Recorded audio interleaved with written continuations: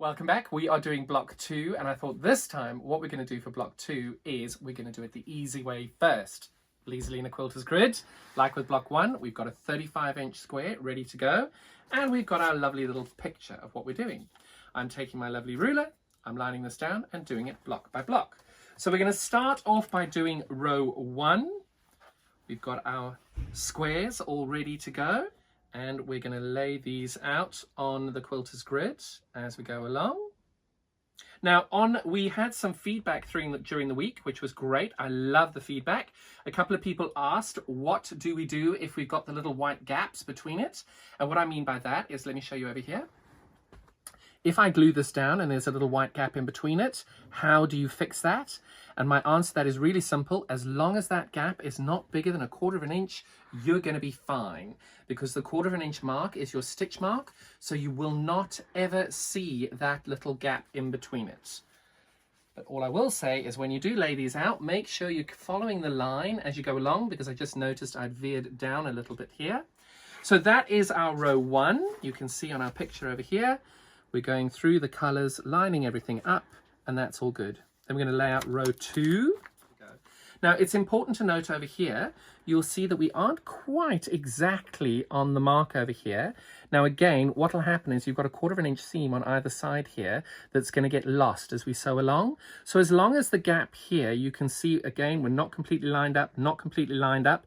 That is all fixed entirely when we do the sewing. And this point and that point and that point and that point will all be exactly perfect, and you will not even notice that that's happened.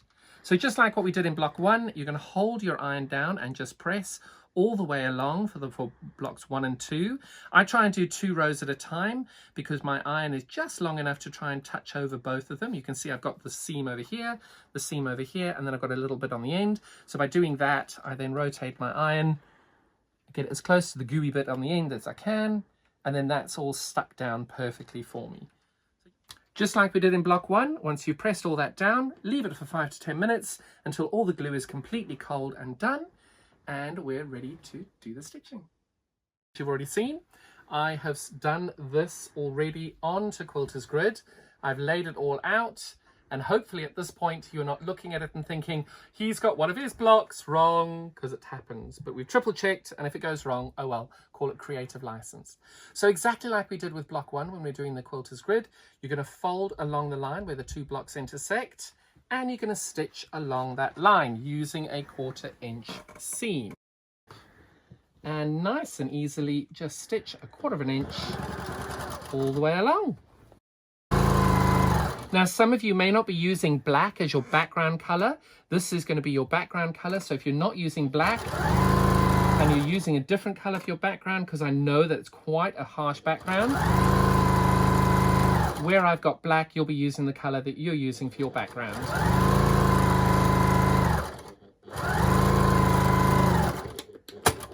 But I am hoping more people will start to use black, because it is a color that's not used very often.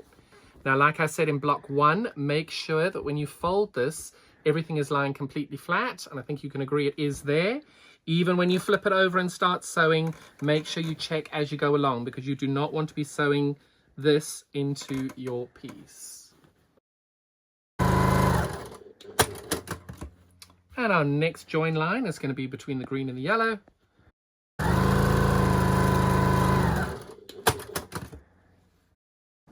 And we're just over the halfway mark there.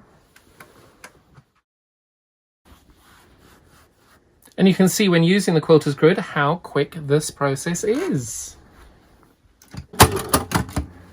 And we're on the last line over here. And luckily we can have the short bit on the top, just to make sure we're not mixing anything in.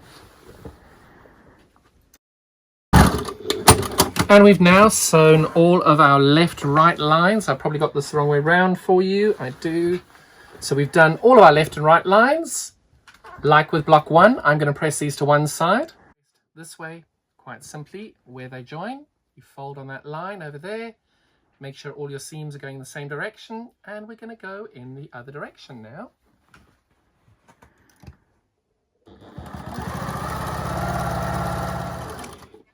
What was happening over here is this seam was twisting as I go along. So I always try and get it to this point I lift it over the face of the machine here, check that that's down by feeling it, and make sure I hold my finger on it as I go along.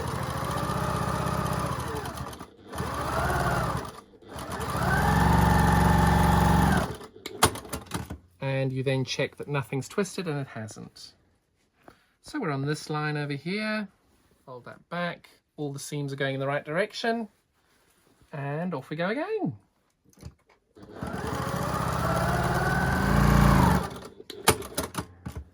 Two more lines to go, and then this block is done. So just like before, you just keep going and folding it down. Because there's a risk of this folding in, just keep going and checking as you go along, because nobody wants to unpick. And the last line as we go along, you can see there. I'm going to keep the short end facing me just to make sure that nothing gets twisted or cut or stitched in. And as I go over my little lumps over here, guide it over.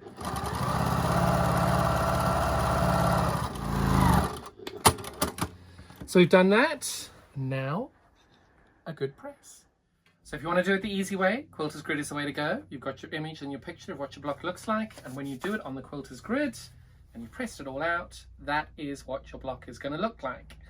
And if you want to see the back, because I know most people always want to have a look at the back, this is what you're looking at. Perfect points at all times as you go along. You can see along here, every single point is perfect. So my way of doing it, my preferred way of doing it, is to use the Quilter's Grid. If you don't want to, I'll show you how you do it a different way. So if we're going to be making block 2 using the traditional method, that is your picture. This is included in the PDF download, so make sure you get that with you. I am going to start from the very bottom, and all I'm going to do is take my ruler and line that up. And I've got my mat here, and I'm going to lay my colours out as I go along. I've pulled out all the colours as I go, and yeah, it's just a nice little fun way of laying everything out. So like with block 1, these are quite simply the squares going together. As you can see, these I've done as 5-inch squares. You may not want to do it quite so big. The measurements are exactly the same. If you want to do 5, 4, 3, 2, or 1, obviously if you're doing 5-inch squares, you do 5-inch squares. If you're doing 3-inch squares, you're doing 3. And then the measurements just for the triangle change just by the size of block you're using. So if you're doing a 3-inch square, when you do the triangles, you're doing 3 3/8 instead of what's on the pattern as 5 3/8. And all I'm doing here is I'm laying everything out ready to put together row by row as you go along. 2 more backgrounds. Now I'm using black here because my background color I've chosen is this black. If you're not using black and you've decided to use a cream or a white or a gray, this background color will be your cream, white, gray, whatever background color you've chosen to use. So just adjust that accordingly. We're almost there. Got 1 more blue and 2 more backgrounds. 1 blue and 1 rusty orangey color. And that is the block that we're wanting to do. So if you are doing the Quilter's Grid, at this point you would lay everything out onto your Quilter's Grid and do it that way. Otherwise, all you're doing now is you're sewing this row by row by row by row and then together. So what I'm doing here is I'm highlighting my first row, and as you can see, if I put them like this, I've got my yellow, my pink, my orange, my background squares, my blue and my umber. And now I'm going to sew them together like I did with the row 1. This one, I'm not going to do them mirror image because they're different. So I'm always going to start on this side and then keep adding to the end of it. You do what works best for you. And there we have row 1. Double check the colors back to your grid and give them a good press. So what we've done now is we've sewn rows 1 to 7 in a row, and you can see here I've got my bottom 2 together, which will be 7 and 6. And all I'm doing is having pressed them like we did with all of the other rows together, you're now going to sew these all together. Now the trick here, if we come in nice and close on that one, you'll see, is to try and marry these points up to get it to match as closely as we can. Obviously, if you want the perfect point, Quilter's Grid is your friend. So what I try and do, and I don't always get right, is I try and position these directly on top of each other, and then as it goes through the feed dogs of the machine, try and hold everything nice and taut to go through. But equally, if it doesn't work out and you do miss a point, that is okay. So at this point, you want to make sure you did it correctly. So you hold that back down and you can see, according to the picture, that is the correct way to have done it. Now on here, as you can see, I've definitely missed a couple of points here, but that's okay. We're all friends here. Then we're going to put row 5 on top of this and we're going to stitch that along. And I go in the opposite direction of what I've just sewn. And away we go. You'll notice I'm not pressing as I go. You are welcome to. I like to do a single press at the end when I do this. But you do what works best for you. And at this point, you double check you've got this the right way around. And as you can see, this is row 5, 6 at the bottom, 7 at the bottom, 6 and 5. And we're now going to add row 4 in onto the top of this one.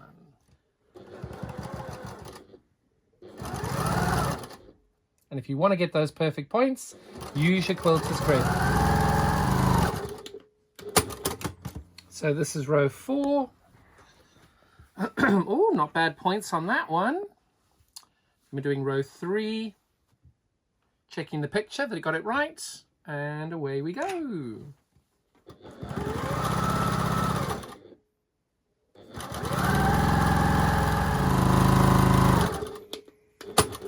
At this point, there are only 2 seams left to go for block 2. So we lay that out, check it back to the picture, got those there.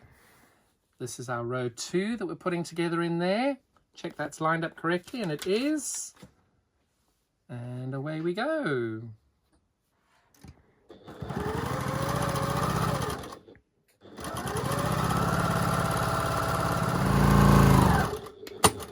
And we're on our last line over here. And we're almost done. 1 seam to go.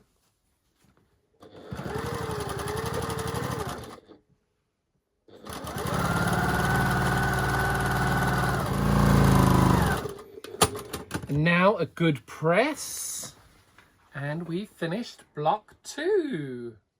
Would you prefer to use it like this or with a quilter's grid? Let us know. Thank you so much for joining us this week. We'll be back next week with block 3.